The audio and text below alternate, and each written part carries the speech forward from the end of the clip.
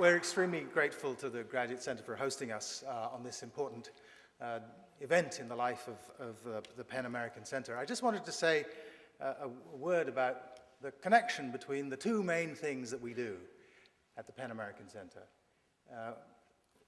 As the Chancellor mentioned, one of the main things we do is work for free expression. We're an organ of the American literary community organized in the service of free expression. That's one of the things we are. And some of you will know, I hope all of you by now know, that in the last week we've had a success, because over the last couple of years we've been working very hard on questions of free expression in China, and in the spring we nominated a Chinese writer, a former president of the Penn American Center, the Independent Chinese Penn Center, Liu Xiaobo, for the Nobel Peace Prize, and last Friday the Nobel Peace Prize agreed with us that that was a good idea, and so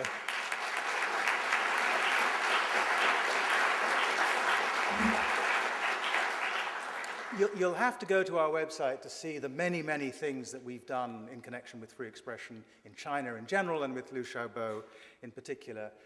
But it is a very exciting moment for us that we can feel that we have contributed to shaping the possibilities for free expression in China.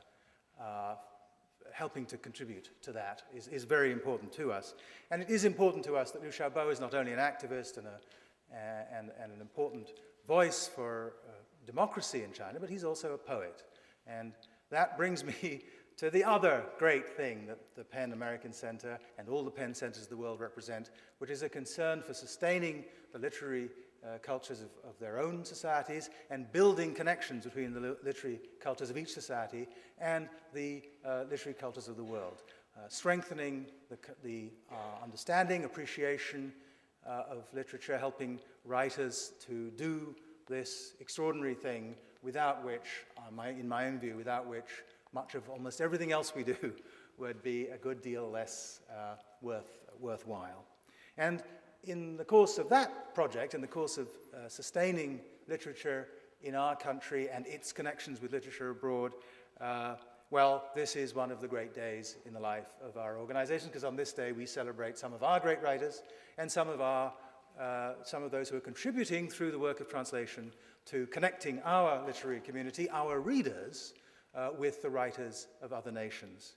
So we have many of our members, of course, are here as writers who are going to receive awards. They're here as the writers who participated in helping to select the award winners, and they're here also to present, to speak about their fellow writers who have won.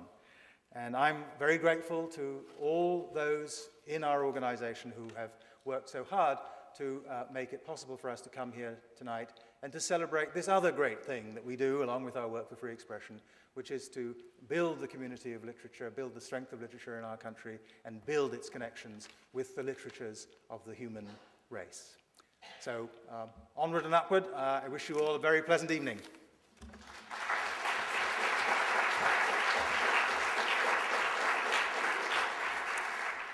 So many of those who will be presenting this evening are the judges, and we wanted to take a moment to thank the many, many women and men who've taken dozens of hours of their time to read, well, hundreds of hours of their time, most likely, to read dozens of books and to confer with their fellow judges. So if all of the judges in the room could possibly stand up for a moment, we'd like to just shower you with applause.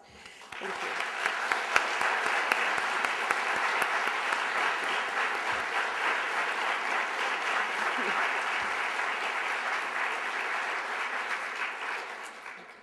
And with that, I'd like to present Richard Sieberth, invite him to the stage to present the Penn Award for Poetry and Translation. This is created through a bequest from Ray Dalvin and now sustained through a grant from the Kaplan Foundation. Translated literature, as you know, represents, scandalously, only about 2% of the total publishing output of the United States. Within this, poetry translation represents something less than 0.5%. This year, there were 48 entries in the poetry translation categories, which I had a very enjoyable summer reading through. They were from publishers Microscopic, Small, medium-sized, as well as from university and commercial presses.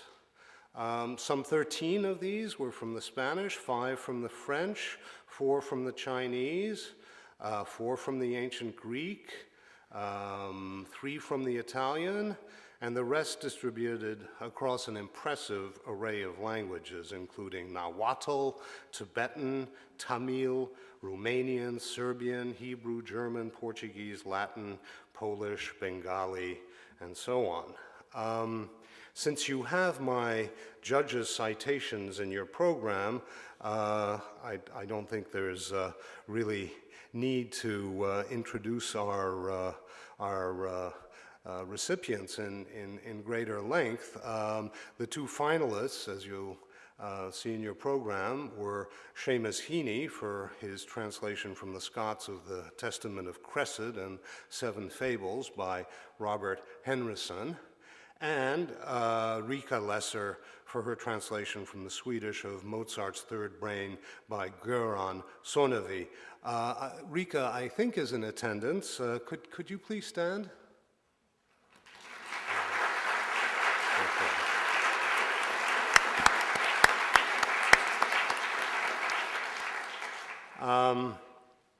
Our winner in this category is Anne Carson for her translation from the Greek of an Oresteia. And Anne Carson, as my friends at New Directions have told me, is, after the smashing success of her recent Knox, is currently engaged in yet another multimedia translation, or as we say in the trade, intersemiotic translation. This time, a comic book version of Antigone. Anne Carson, could you please come to the stage?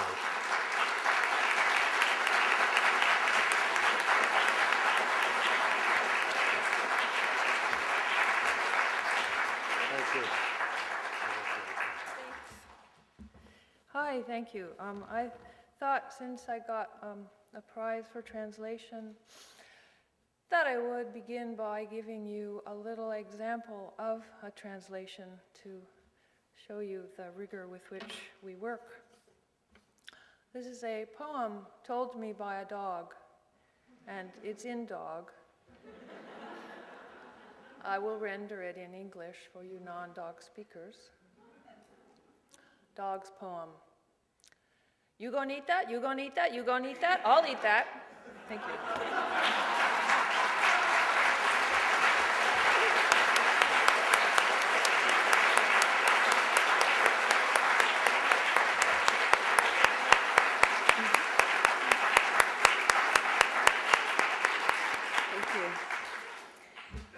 The Penn Translation Fund Awards, a hallmark of Penn's Literary Awards program, does something a little different than the last award, which is support the creation of new work. Michael Moore will now present the awards and provide some context. I'm sorry, and we will also call him up. The power of the written word is a bit of a conundrum right now. We're also going to call him up, if we could, with Marjolaine de Jager. The Penn Translation Prize honors book-length translations from any language into English, published in the year 2009. It is Penn's oldest award, established in 1963. It was the first prize given by writers in the United States to recognize excellence in literary translation. For Alison Waters, Peter Constantine, and me, it was an amazing and often joyful experience to have read more than 100 books, so many of which were truly outstanding works, and this certainly speaks well for the art of translation. The two runners-up for the Translation Prize are Esther Allen and David Constantine. Esther Allen's excellent translation of José Manuel Prieto's novel Rex captured the many complex registers of his masterful prose. David Constantine, in his translation of the second part of Goethe's Faust, undertook one of the most difficult feats in translation and wonderfully recreated in English Goethe's masterpiece of poetry. Making a final choice led to several excellent discussions, and it is our great privilege to have selected Michael Henry Heim's superb rendering of the Flemish Hugo Claus's novel Wonder. Heim's translation has succeeded brilliantly in mirroring the many voices in this complex novel, as well as in maintaining Claus's deeply poetic language, attesting to the translator's intensely focused mind and finely tuned ear. And Michael Moore will accept for Michael Henry Heim. I'm going to read this straight because Marjolaine said she's going to hit me with that thing if I didn't. Anyway, but I'm really happy that the award was given to Mike. He's a professor at UCLA, a great translator from 20 languages, the last anyone counted, and I think that he's just added Dutch to the list. And an extraordinarily generous guy with fellow translators, with his students, which is why he couldn't be here tonight.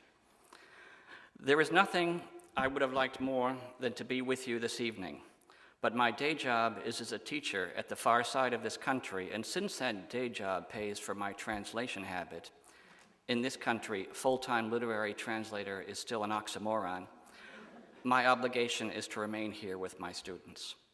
We have few or no full-time literary translators, but translation has been coming up in the world, even in our world, and the Translation Committee of the Penn American Center has played a major role in the consciousness-raising process here. I didn't tell him to write that.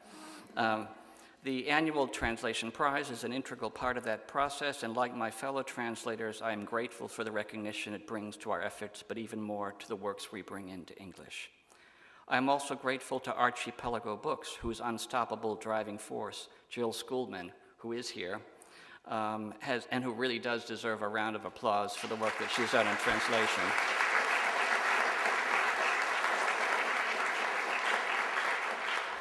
Has made a policy of publishing non-sell books and a practice of selling them.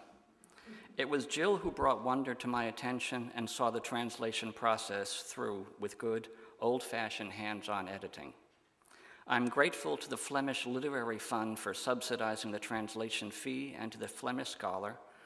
He wrote it out for me phonetically, so I'm sure of my pronunciation, Joris Doubtschever, not only for writing the book-length monograph on Wonder that gave me the courage to undertake the project, but also for graciously and elegantly answering my many queries about its language and cultural context.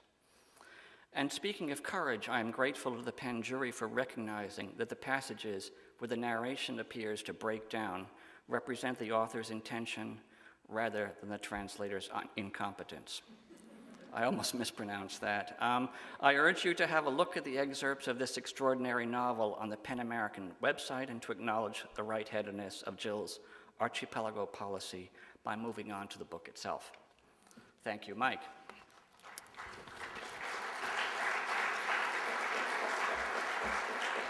Now I get to be me again, and in looking at the program, it's sort of hard to overlook the fact that, on one end we have translation, and on the other hand we have drama. So it's sort of very tempting to mix the two.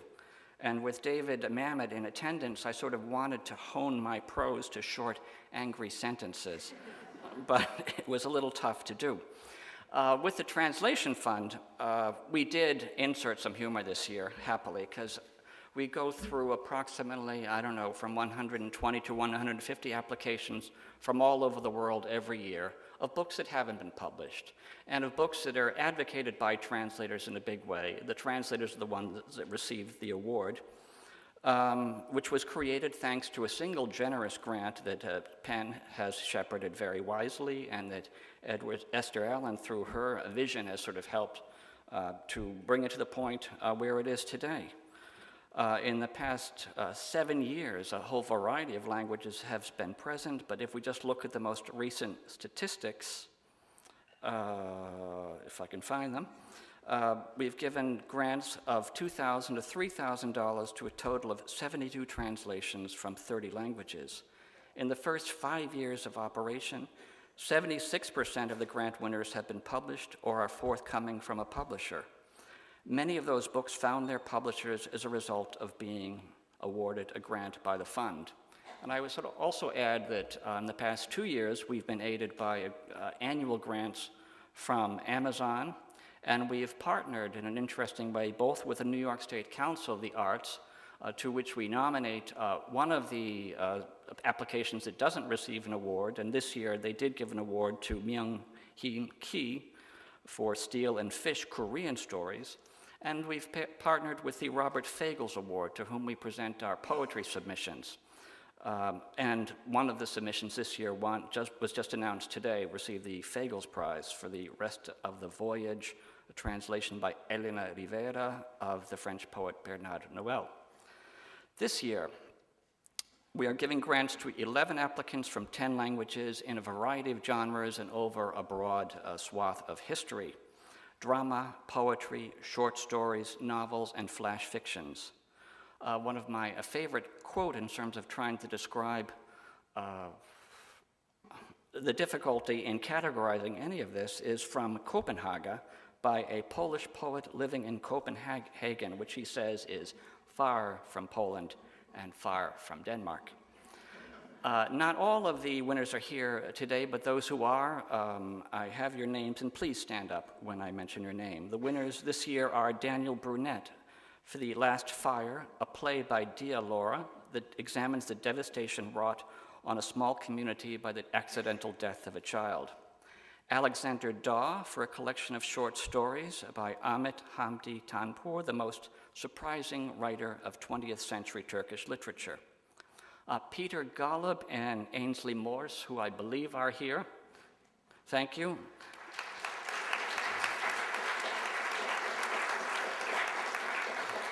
For a collection of flash fiction by Lenore Gorolik, an underground Russian author. And I'd have to say that flash fiction was definitely the discovery of the pile this year. There were applicants from various countries in the world all practicing this short prose form. I'm sorry, I feel like my high school principal. Peter Gwiazda for Copenhagen. Peter, are you here? Yes.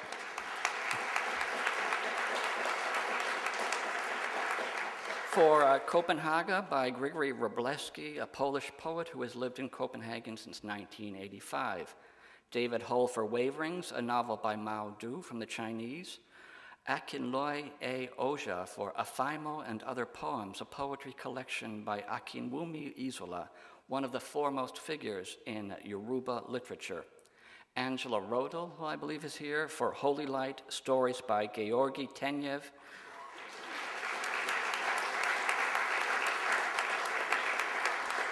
A Bulgarian playwright, novelist, film, TV screenwriter, and talk show host.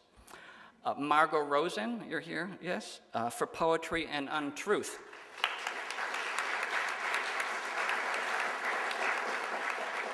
A novel by Anatoly Naiman, juxtaposing the fates of 4 Russian poets of the early 20th century with those of the generation that came of age during Khrushchev's thaw. A part novel, part historical document.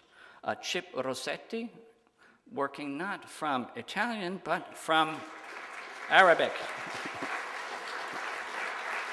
For Animals in Our Days, short stories by Mohammed Makhzangi, an Egyptian psychiatrist, journalist, and fiction writer who was studying alternative medicine in Kiev during the Chernobyl nuclear accident. Bilal Tanwir for Love in Chikiwara and Other Such Adventures. A 1964 novel by Muhammad Khalid Akhtar that has long been considered a masterpiece of Urdu humor. I thought Chikiwara was in Pennsylvania, but I guess I'm wrong. And finally, Diane Thiel for The Great Green, a 1987 novel by Eugenia Fakinou, a hugely popular novel in Greece, where it is now in its 43rd reprint. Thank you very much, and congratulations. So this next award also aims to support the translation of new work. This is the Penn, Edward, and Lily Tuck Award for Paraguayan Literature, founded by Penn member Lily Tuck, author of the National Book Award-winning novel The News from Paraguay, in memory of her husband, Edward. The award will be given to translate a work of Paraguayan literature from Guarani or Spanish into English. Juror Tracy Lewis is here to present the award. When Lily Tuck published her novel, The News from Paraguay, I think it caused a much greater stir in Paraguay than I'm sure she bargained for. both in a positive and a negative way, but it's a wonderful novel. And she was invited to Paraguay to see the country and to experience the life of the country, and was given such a royal welcome that in gratitude to Paraguay, she endowed this prize. I think our recipient, Esteban Bedoya, must hold the record for distance traveled to be here, having come all the way from Australia, where he represents his country in the diplomatic corps. I too came a certain distance to be here, nowhere near as far as Esteban came, but I came from Syracuse in any case. Went to a certain amount of trouble to be here. I don't say this to blow my own horn, but to make the point that I feel a kind of obligation to Paraguay, to its culture, to its literature, not only for what those represent intrinsically, but because there is, I think, to the detriment of much that we experience in this world today, a kind of paradigm that seems to say that those of us who live in countries like the United States are the dispensers of everything that is good and worth knowing and worth experiencing. Of course, this operates on an unconscious level. Most people wouldn't actually say that. But I believe that the Penn Club stands foursquare against that unfortunate notion. Paraguay is a country which has much to teach all of us. And the work of the Penn Club and this prize in particular represent the notion of reciprocity in the learnings and the experiencings of human culture. Esteban wrote this wonderful book, El Apocalipsis según Benedicto, and I am very happy to invite him up to the stage to receive his prize. And I give it not only on behalf of Lily Tuck and Edward Tuck and the Penn Club, but also with gratitude to my fellow jurors, Jennifer and Janina, who couldn't be here tonight. Esteban.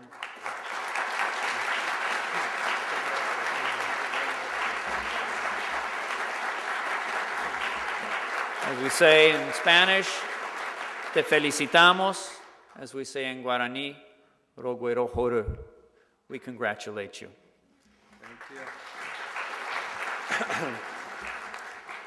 Well, thank you very much. Just very few words in order to say thanks to Pan American Center and Lily Tuck, because it's a big open door for the Paraguayan literature, and I'm very happy because I'm the winner. And the second step, very important, very, very important, is the translation. Because as you know, if the translation is not good, the book is nothing. So I have a big hope in order that the translation will improve the original. Thank you very much. Thank you. Like the previous two awards, the next prize, the Penn Phyllis Naylor Working Writer Fellowship, helps to bring a work of literature into the world, but in this case, it acts as a midwife to an outstanding work of children's literature that is still in progress. As Judge Dan Greenberg comes to the stage to present the Penn Phyllis Naylor Working Writer Fellowship, can Phyllis Reynolds Naylor, who I believe is here with us this evening, please stand? Thank you.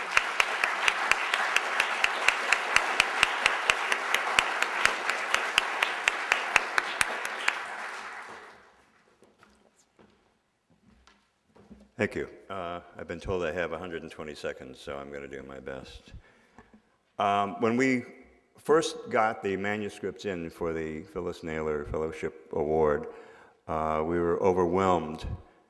The entries were so good, they were so exciting, and I and my fellow judges, Suzanne Fisher-Staples and Elise Broach, wondered how to even attack this.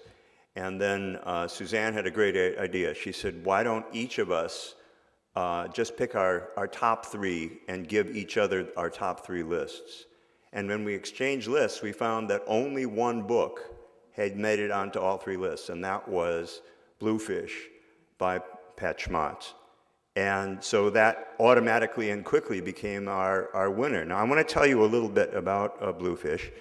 It's about 2 main characters, 8th graders, Travis, who secretly doesn't know how to read, and Velveeta, who is very smart and very witty and very outgoing as Travis is diffident. And Travis is the new boy at school. Anyway, they're really compelling characters, and it's a wonderful novel. I wanted to read you just 4 sentences that I circled that I particularly liked. One was, she looked directly into his eyes like she was reading whatever was written on the back wall of his brain. Another, cool fingers of breeze stretched through the half-open window, and the birds hollered a racket outside. A third, the hot liquid inside Travis turned immediately to cold sludge. Fourth, he lit up so red you could find your way through a dark tunnel by the glow on his face. I thought those were really nice.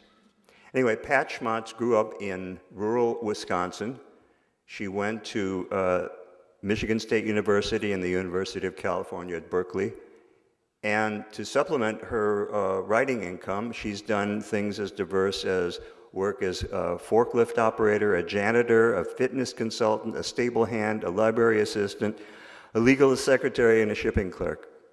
And she currently lives in Wisconsin, in the woods of her childhood, in a high-performance, sustainable house that she herself helped to design and physically build. She's the author of 3 novels for teens, Mrs. Ostronsky and the UFO, Circle the Truth, and Mouse Traps. This award was developed with the extreme generosity of Phyllis Naylor to assist gifted writers of children's fiction. It helps make possible an extended period of time to complete book-length work in progress of a high caliber. And now I'd like to ask Pat Schmatz to come up and receive her award.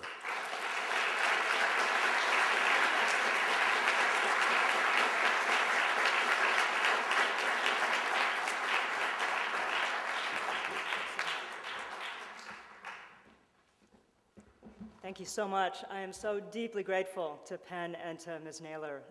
This has an impact on me both personally and my career that I can't begin to describe. So thank you very much. And now we'll move back away from prose, back to poetry again. And I'd like to invite Juror Marie Ponceau to please join us on the stage to present the Penn Folker Award for Poetry. This is heaven to be talking about Marilyn, who is a truly splendid writer. To give her the Penn Folker Award for Poetry, established by a bequest from Hans Volker for an American poet whose distinguished and growing body of work represents a notable, accomplished presence in American literature. That's our girl, Marilyn. I've known her since she was 17, 58 years, 1958, and I have never seen her sent to jail for anything criminal yet. She's done no harm. She is in that realm of poetry in which we try very hard to do no harm. She's a wonderful translator. When I think of her work over all the poets who have brought her into our lives, it has really been one of the starring roles in our world of translated poems, not only Francophile, the Francophone, as well as regular French people. And I want to remind you that we know how important that role is, since we are, if not Francophone, Anglophone. We all speak in that dialect. And it has been Marilyn Hacker's work to bring it bring that work among us. Her poems and translations are expressions of social or political pity and outrage. It is the pity and outrage of an aroused, alive, strong-minded, fair-minded sensibility, not just a program of convictions. These poems and translations bring life to life, and the award will now be handed over to her, I think, for Suzanne Gardenier. Good evening. I'm honored to be Marilyn's stand-in tonight. She's in Paris and sent these words to read to you. It seems appropriate to say a few words about Hans Volker, who for me is more than a name on a program, whose life and work exemplified the distances American poetry can travel. I knew Hans briefly in the mid-60s when he was one of a number of poets and painters, mostly gay, involved with the San Francisco Renaissance, the friends, lovers, acolytes, and informal students of Jack Spicer, to migrate to New York, a group that included the poet Louis Ellingham, later co-author of the first Spicer biography, the Scottish poet Helen Adam, painters Russell Fitzgerald and Bill McNeill. Hans, the renegade son of a rural Pennsylvania family, had moved to San Francisco and become part of what contemporary literary history now calls the Spicer Circle. He was the dedicatee or interlocutor of several of Spicer's poems, and the author himself of a book of lyrical criticism of the work of Hart Crane, and a novel that still reads as experimental, refiguring Rimbaud and Verlaine as mid-American high school boys. I have to check that out. He died at the age of 50 in 1990, a man who chose a life of literary marginality and the liberty that can accompany it. He forwarded the modest inheritance that had enabled him to travel and write in his youth to other poets. No questions asked about their literary appartenance, via Penn, whose dedication to the freedom of expression worldwide he shared. I can only enjoy the links of coincidence, and after all, a corresponding passion for poetry that allow me to accept an award given in Hans's name. Thank you. And now, Literary Award Chair Alice Quinn, the woman who helped organize this year's judges and who is essential to the entire awards program, will please come to the stage to present the next two awards. The first is the Penn Jacqueline Bogard-Weld Award for Biography, and the second is the Penn Open Book Awards. And as she does, will Jackie Weld and Rodman Drake, the generous sponsors behind the Penn Jacqueline Bogard-Weld Award for Biography, please stand.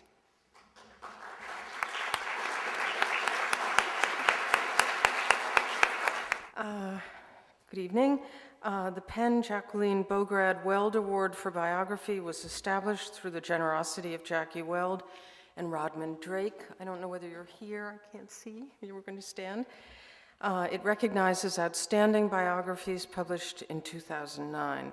The runners-up are Soul of the Age, a biography of the mind of William Shakespeare by Jonathan Bate, and The Strangest Man, The Hidden Life of Paul Dirac, Mystic of the Atom by Graham Farmello. Farmello's editor, vice president, and editorial director of Basic Books, Lara Heimert, is in attendance here on behalf of him, and we'd like you to stand. I might not be able to see you, but.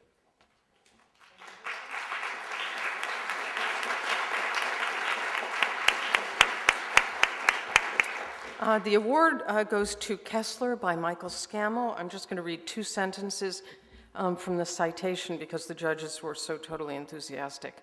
Michael Scammell has written a brilliant and intellectually impressive biography that does full justice to the complex character of its polymath subject, a Renaissance man in his range of learning and overreaching ambition.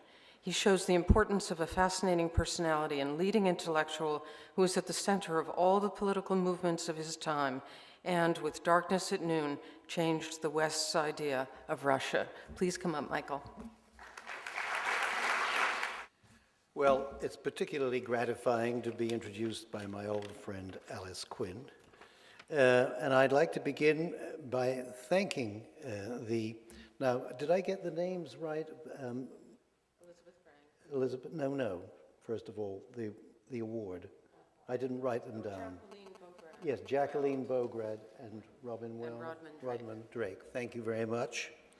I have a lot of thanks to say. I'd like to congratulate my fellow biographers, Jonathan Bate and Graham Farmelow, and say I'm pleased to be in such distinguished company. And yes, I'd like to thank American Penn, with which I've had a long association, particularly in the realm of freedom of expression, and also the judges who made this award possible. In my experience, the art of the biographer is often overshadowed by the fame, or sometimes infamy, of his subject. And this is especially the case when one has chosen a character like Arthur Koestler, whose contrary nature was notorious and whose faults were outsized. What I tried to do in this biography was not to minimize those faults, but to capture the full complexity of the man. I wanted to emphasize Koestler's virtues more than his vices, his blazing honesty, his intellectual courage, his yearning for justice, his willingness to swim against the tide. And I hope to direct readers back to his books, which are as well worth reading today as when they were written. I also approached Koestler's life and career as a prism through which to view the ideological and political conflicts of the 20th century, which are exercising more influence on our present travails than is generally realized. I cannot possibly thank enough the hundreds of people who helped me.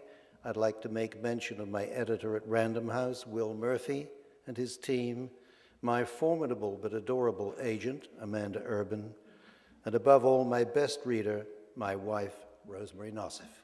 Thank you. This award represents Penn's commitment to ensuring that voices from every racial and ethnic community are represented within the literary world.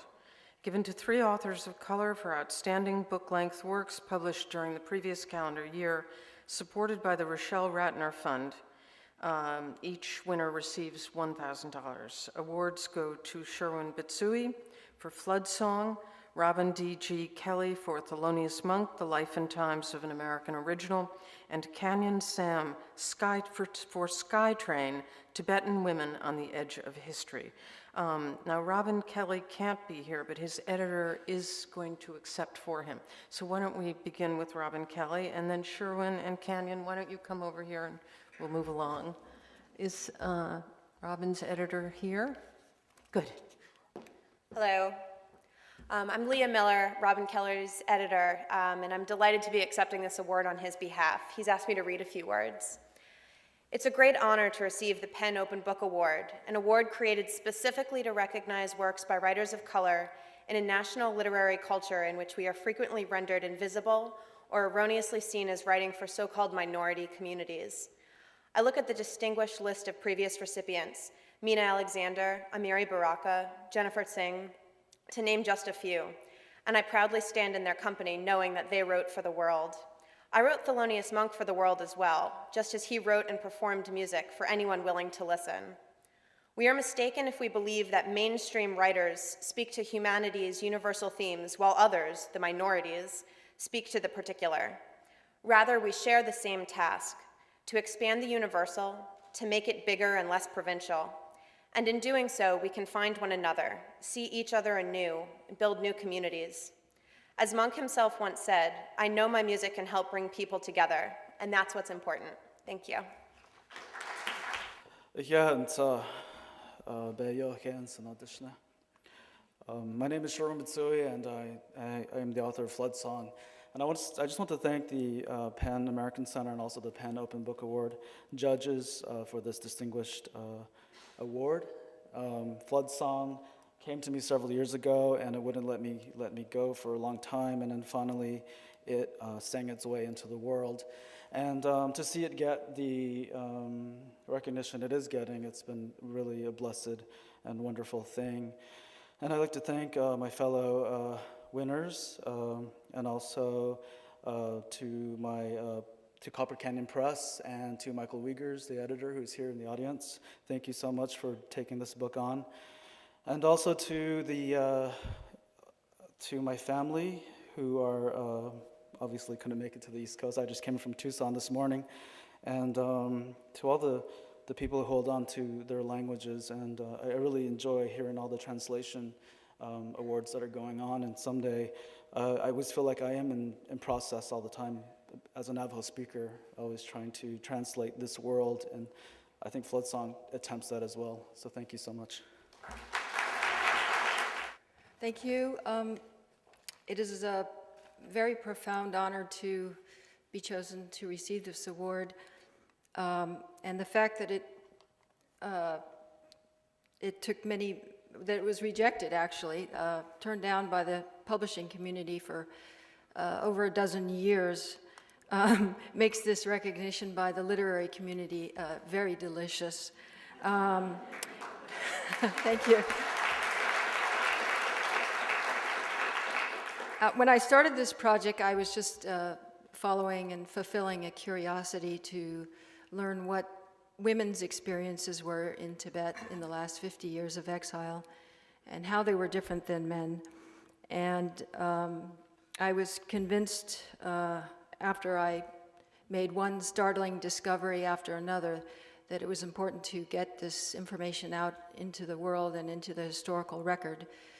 And that conviction kept me going, kept me motivated in the long years before it was published. I also thought it was very important to bring these stories of humanity, great humanity, courage, faith, and grace to people, to be inspired by them as I was inspired. Right now, my friend said, plug the screenplay, but I hope that I will be able to reach a lot more people through the screenplay of the book. And I also want to thank the judges of the Open Book Award this year, the Penn Center for the exemplary work they do, especially the Nobel Peace Prize Award this year. And I would thank my publisher for doing a beautiful job, the University of Washington Press. I want to thank His Holiness Dalai Lama for writing the foreword.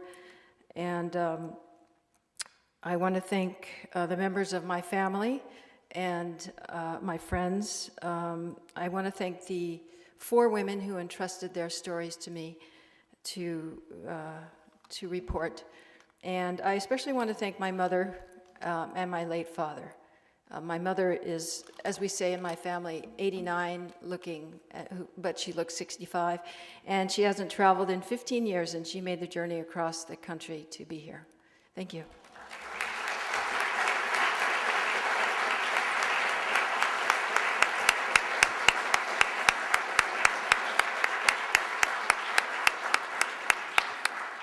And now for the first of this year's new awards, we will go to the Penn ESPN Award for Literary Sports Writing.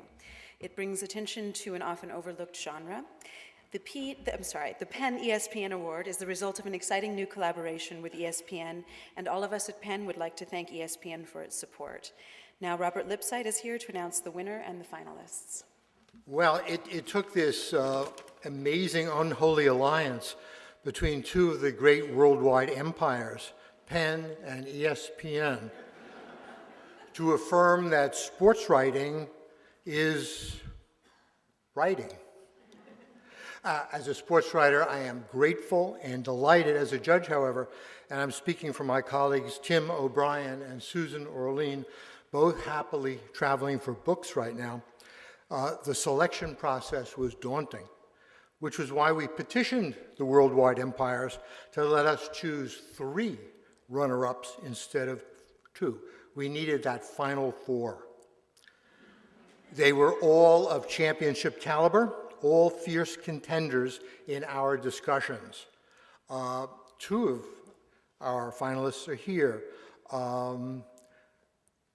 Richard Hoffer, author of Something in the Air, American Passion and Defiance in the 1968 Mexico Olympics, alas, is not, but I would ask Warren St. John, author of Outlaws United, A Refugee Team, An American Town, and Will Haygood, author of Sweet Thunder, The Life and Times of Sugar Ray Robinson. Please to stand.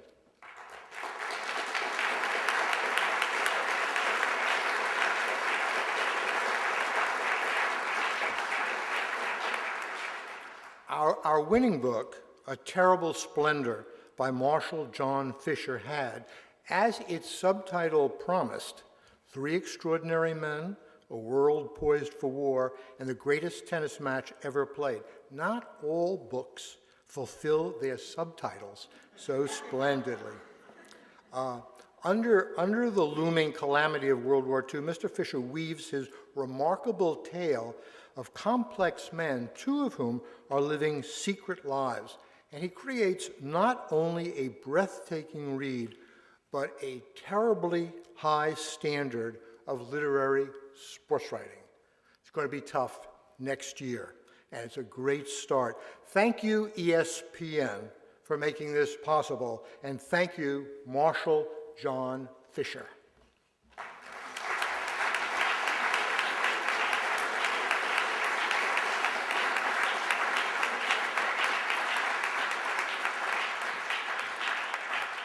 The baton. Thank you very much, Bob. Like a lot of writers, I spend much of my time not writing, but grumbling about what bad luck I've had throughout my career. But I have to admit, I hope I'm not the only one. I have to admit, on the day I learned that Penn and ESPN were collaborating to create a new award for literary sports writing, and doing it in a rush just in time for the books published in 2009, I really had no cause to grumble that day. I felt it might be a stroke of luck. And now that I have won, I am feeling very fortunate, even though I won't be able to grumble much, at least for the next couple weeks or so. Aside from the chance of winning the award, I really wanted to be entered because of who the judges were. Bob Lipsyte, who's here, and Susan Orlean, and Tim O'Brien, whose work I've admired so much. I just thought it would be really great to have these 3 people reading my book. And the fact that they've actually chosen it as the winner is really very gratifying, and I'm grateful to them, all 3 of them. And I'd also like to thank my agent, Albert Lafarge, without whom I think this book probably wouldn't have been written.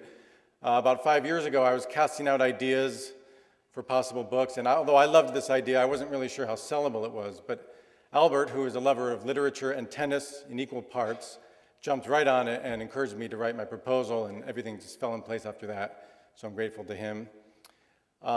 Despite having refused to go to law school many years ago, my parents have still always offered me their unmitigated support and encouragement.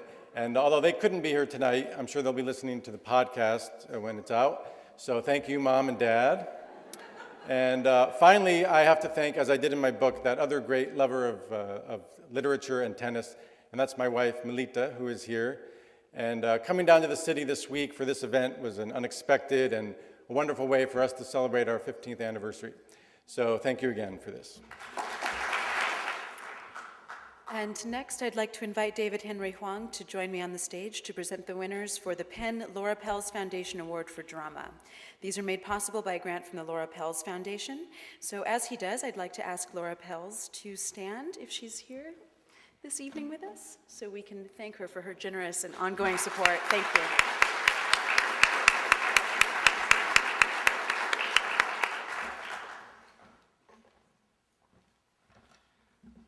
I think by pretty much common consent, William Shakespeare is considered the greatest dramatist in the English language, but it's interesting that when Shakespeare wrote, plays were not really considered literature. They were considered scripts, things that were performed.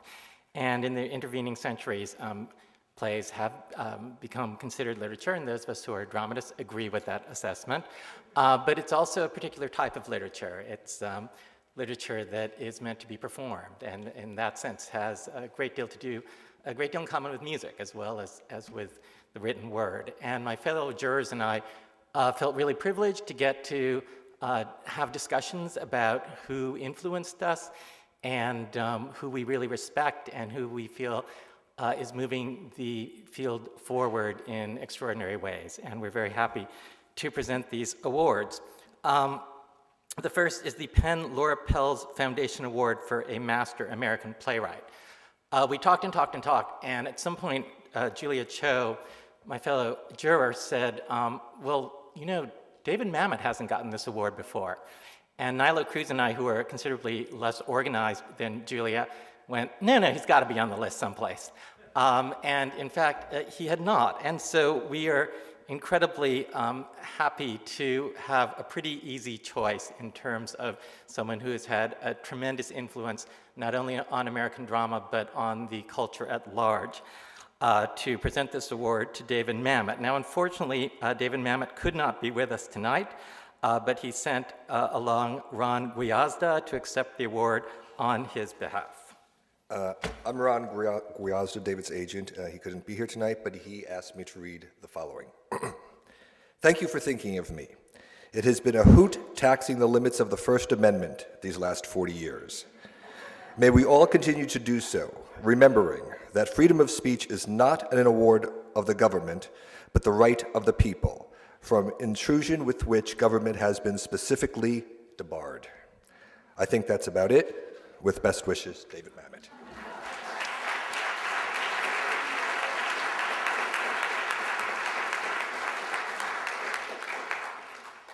The Penn Laura Pels Foundation Award for an American Playwright in Mid-Career carries with it a cash award of $7,500, thanks to the generosity of Laura Pels, for a dramatist in mid-career whose literary achievements are vividly apparent in the rich and striking language of his or her work. I have been fortunate to see this dramatist's work for many years and admire it, and also I've traveled with her, so I know that she's kind of fun to be with. So we are very happy to present this award to Theresa Rebeck. Thanks, David. I'd like to thank the awards committee for this great honor. I really do feel it is a great honor, and Penn. And especially I'd like to thank Laura Pels, whose name is on every great thing that happened to me this year. I mean, it happened so many times I started to wonder if she had something to do with the birth of my children. But she assures me she did not. I'd also like to say I'm very proud to be honored at the same ceremony as David Mamet. In the past couple of years, people actually have started to call me the female David Mamet. And someone even called me the feminist David Mamet, which I thought, I don't even know what that is. And then I decided it means I curse well, which in fact I do. I'm a feminist who curses well. And because of that, someone else asked me in an interview about my language and said that my writing wasn't very ladylike. So I got to say, I'm no lady, I'm a playwright. And it's a great honor to be a playwright. Honestly, I don't think there's anyone on this planet who loves being a playwright more than me. So thank you very much. And now we will celebrate the Penn Robert Bingham Fellowship for Writers. It was established by the family of Robert Bingham to commemorate his love of literature, his contribution to fiction, and his support of other young writers. Supported through the generosity of Joan Bingham, Clara Bingham, and Vanessa Lilly, who join us here tonight, and who I would like to invite to stand now. You are here.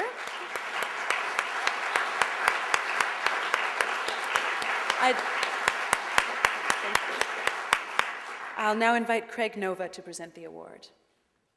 Good evening. The first thing I'd like to do is to thank the Bingham family for its generosity in establishing this award. I can say from personal experience that writing is, above everything else, an up and down proposition, more so in the beginning than at other times, and since this is the case, it is scarcely possible to explain the impact, both practical and spiritual, a prize like this has on a writer. The award reassures. It mitigates against those hours alone in a room in which the job seems enormous, the odds of success seem long, and the isolation feels rock-ribbed and unforgiving. And so, as someone who has been on both ends of such prizes, as a recipient of other awards, and as a judge for this one, I wanted to convey my thanks, and the thanks of all writers, for the impulse to establish such a prize. It is an honor, of course, to be associated in any way with the Bingham Fellowship. Oscar Huelos and Hannah Tinty, the other judges, were of the same opinion.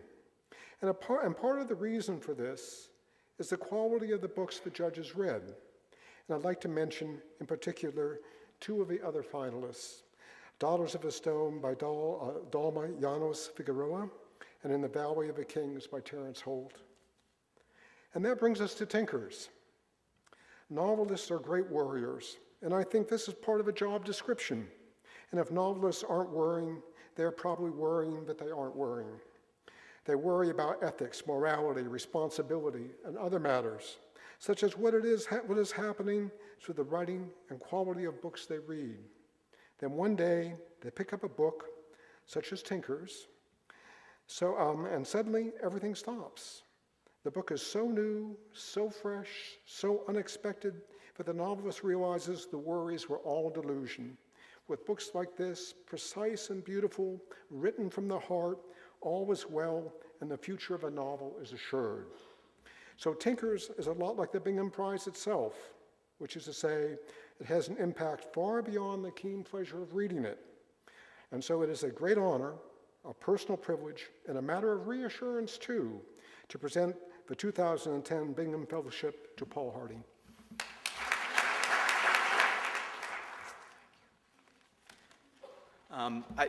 First, I'd just like to express my gratitude to the judges and to the Binghams and to the Penn American Center for giving this absolutely amazing award. It's very humbling, and it's hard for me to express what a sort of dream come true it is to be recognized by the Penn American Center, because when I first thought of myself as wanting to be a writer, I thought of things, these embattled virtues like freedom of expression and social justice, and whenever I tried to approach them directly in my writing, I just ended up with shrill propaganda, which, if you must know, sounded like it had been poorly translated from execrably written Spanish. Because I was enamored of Carlos Fuentes and Julio Cortázar. And so and since I couldn't do that, I decided, well, I'll just write my own brand of kind of parochial birch bark metaphysics, and we'll just, we'll live in parallel universes. So this means a lot to me, and I will do my best to be equal to this award, and I thank you very, very much. And all of us at Penn tonight are very thrilled to be here and to celebrate the latest addition to the award roster. That's the Penn W.G. Zabalt Award for Fiction Writer in Mid-Career. It's made possible by an anonymous donor and recognizes a mid-career writer who has already made significant contributions to American literary landscape. With this mid-career award, the judges Russell Banks, Rivka Galchin, and Jane Ann Phillips seek to honor the already considerable achievement of someone who we know and they know has much more to offer and much more to come. So presenting this award tonight will be Jane Ann Phillips. Good evening. It's wonderful to be able to present a new award on behalf of the Penn American Center, and especially by an anonymous donor, because good writing in some strange way is always anonymous. We present this award with great pleasure to Susan Choi, one of the most singular voices working in American letters today. She's given us 3 stunning novels, each of them more ambitious and intimate than the one before. From The Foreign Student to American Woman to A Person of Interest, Choi defamiliarizes figures and places in American culture that we think we know well, Patty Hearst, the Unabomber, and thus returns them to us nuanced and newly relevant. Through the refractions of fiction, she draws readers towards more true and vivid encounters with their past and present realities. Her characters exceed and contradict archetypes, complicate our sympathies, and forbid our forgetting them. Susan Choi accomplishes this work not through broad strokes, but sentence by sentence, turn by turn. Her prose is simultaneously lapidary and light, and accumulates to a magnificence. We support and applaud her body of work and warmly anticipate the work to come. Susan, can you come up and look?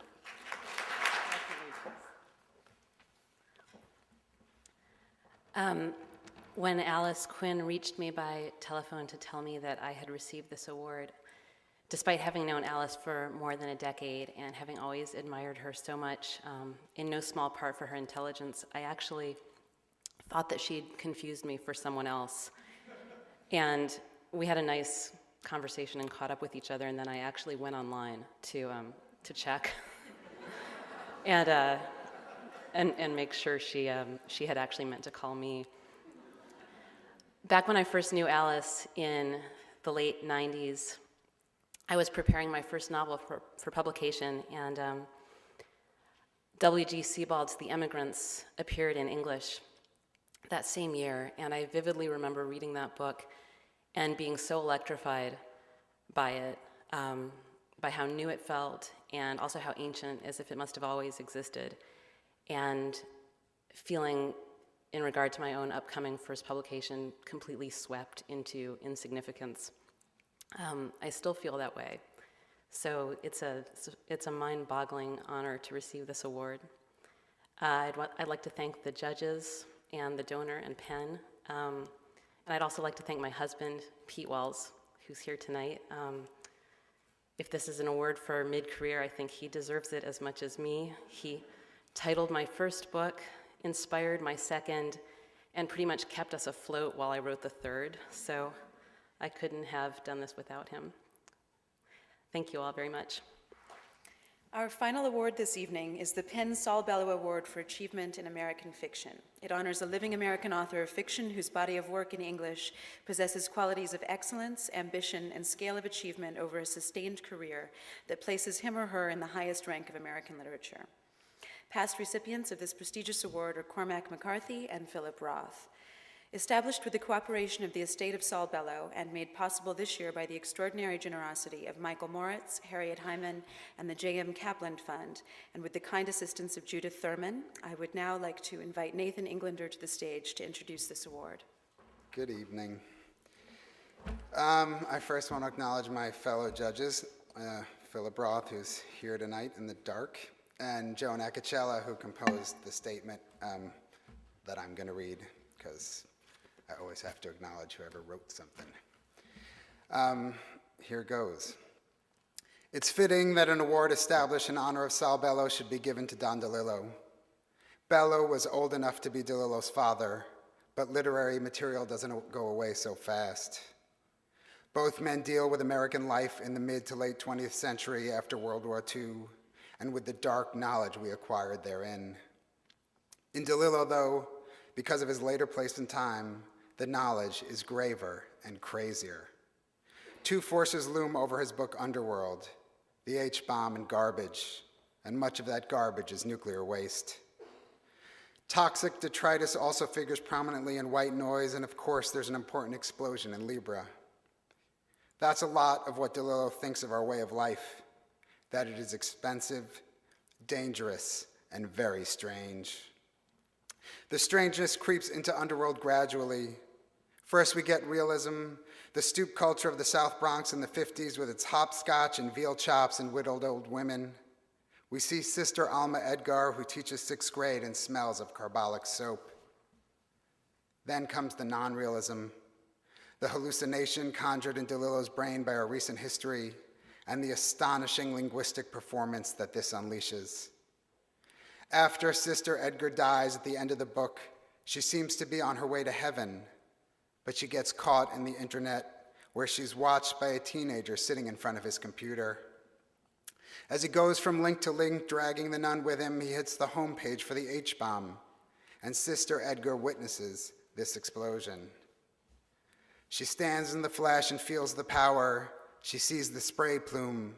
She sees the fireball climbing the superheated sphere of burning gas that can blind a person with its beauty, its dripping Christ blood colors, solar golds and reds. The mushroom cloud spreads around her, the pulverized mass of radioactive debris, 8 miles high, 10 miles 20, with skirted stem and smoking platinum cap. The jewels roll out of her eyes and she sees God. No, wait, sorry. It's a Soviet bomb she sees, the largest yield in history, a device exploded above the Atlantic Ocean in 1961, preserved in the computer that helped build it.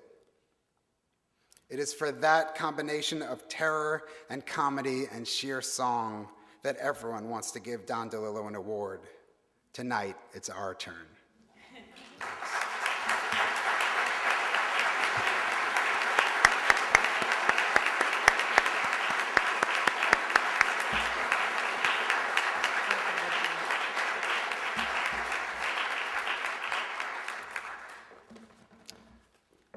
I'm wearing the one suit I own. It's my book award and funeral suit. Sometimes these occasions can seem indistinguishable. Not tonight, however, and certainly not from my viewpoint. Saul Bellow's work continues to resonate strongly even after all these decades. The rich, invigorating language of his fiction, the breadth and range of that American voice, and the noise his characters made. Ideas bouncing around in their heads, pouring off their tongues. The Victim was the first Bellow novel I read, and Herzog was probably the deepest and most enjoyable experience I had as a reader of his work. In those days, the mid-60s, I was the reader who inhaled works of fiction. And there was something in that book and that character, Moses Herzog, that allowed me nearly to convince myself that this is the novel I would be writing, my first novel, if only Bellow hadn't beaten me to it.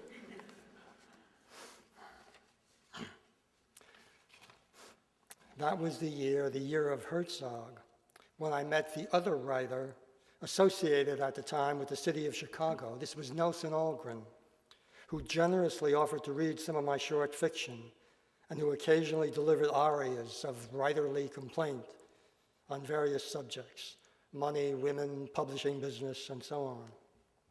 All that summer, people approached Algren and asked him about the new novel that was receiving enormous attention and acclaim. This, of course, was Herzog, and Nelson's answer never varied. The only Herzog he knew was Buck Herzog, played second base for the Cubs in the 1920s. This was my introduction to the literary life in America. I never met Saul Bellow, but we exchanged a couple of letters late in his career, and it was strange to me still that I might be receiving warm words from a writer whose work had enlarged my perceptions of the world and of contemporary fiction, and how remarkable it seems this evening that I might be standing here to receive an award that bears Saul Bellow's name. Thank you.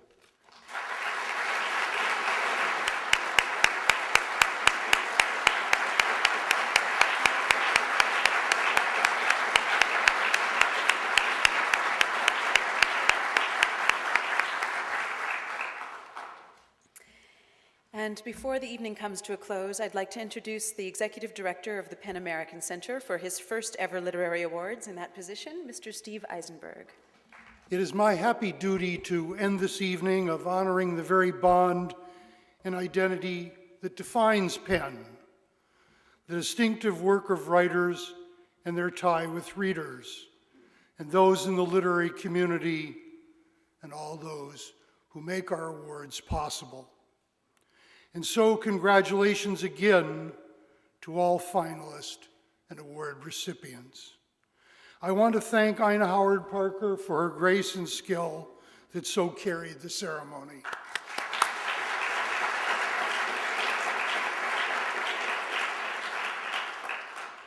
And many thanks to all our presenters and the Penn Awards Committee, Eileen Smith, Scott Spencer, Monique Trong, and our abundant thanks to our Awards Committee Chair, Alice Quinn, for donating so many hours of her time and for her knowledge, enthusiasm, and judgment, which are so impressively combined.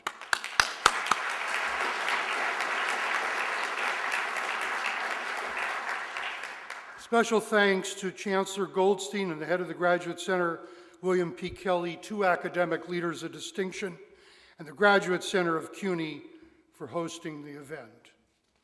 To all the donors, we are so grateful for the kind and ample generosity you have shown which gives life to the awards. The estate of Saul Bellow, and I hope that she is with us tonight, Saul Bellow's widow, Janice Bellow. Would you stand if you're here, please?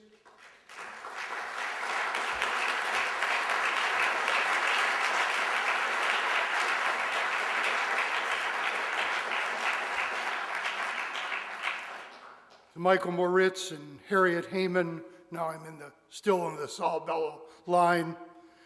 And also special thanks to Walter Posen, Judith Thurman, Ben Taylor. And most especially to the most thrilling lunch I've had since I became executive director with one of my heroes, Philip Roth. Philip, could you stand?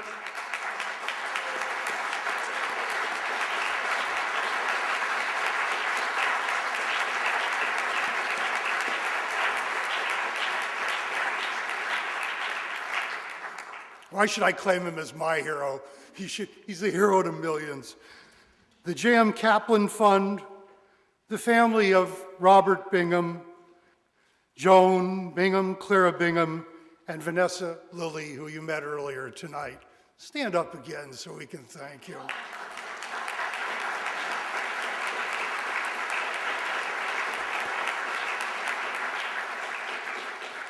Jackie Weld and Rodman Drake, did they slip in late? Well, they know how much they have our thanks. For Robert Lipsyte, ESPN is a big television conglomerate. But I came into work one morning and I called two of my old colleagues from Newsday who have not been recognized tonight. And I said, hi, it's just like one of those old days when the publisher comes in and he has an idea. And I said, what would you guys think of creating the first ESPN award for literary sports writing? And they said, brilliant, we'll do it. Will you help me thank John Walsh and Gary Honig of ESPN?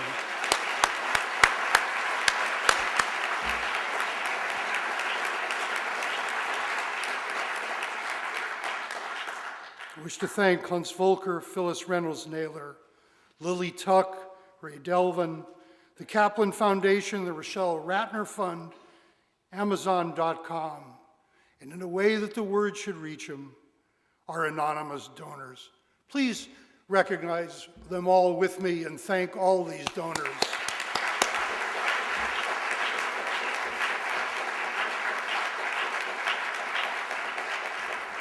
Now, I'm in a small struggle right now, and I'm going to give into it. If there's anyone here who should have been thanked and wasn't, please stand up and tell me now, because it'll be miserable in the morning when you call me and say, well, please, is there anyone? I really mean it. Don't call me tomorrow. Within the next several days, we're going to announce 2 new literary awards. Keep watching this space. There is a new blossoming attached to our literary awards, and it builds on the past, and it points to an exciting future for all our donors, judges, publishing houses, and agents, and winners and finalists yet to come. We salute your professional dedication and imaginative craft that so much deserve attention. This is one signature part of Penn's charter and purposes, the promotion of literature. The awarding of laurels is an ancient part of literary culture, and it continues to play a vital role. On Friday, Liu Xiaobo, of whom Anthony spoke, an essayist and poet and one of the founders of the independent Chinese Penn Center, currently serving an 11-year prison sentence, handed down because of things he wrote, won the Nobel Peace Prize. We at Penn American Center are proud to have played a part in garnering support for that recognition, having worked with Liu's wife and friends and our colleagues from independent Chinese Penn, from his detainment to his sentencing, right up to Anthony Appiah's wonderful letter of nomination of Liu for that award. We will continue to press his case and others like it until he is released, and we will continue to fight for freedom of expression everywhere. We welcome your support and participation in these efforts. This Tuesday, October 19th, at 7 p.m. in the Great Hall of Cooper Union, we will join with the Committee to Protect the Journalist in an evening of solidarity with our Mexican colleagues and journalists in Mexico. As you know, most perilous ground for those who report the news. One of tonight's honorees, Don DeLillo, will join us that night, along with several other writers and journalists from Mexico and the United States. We hope to see you there.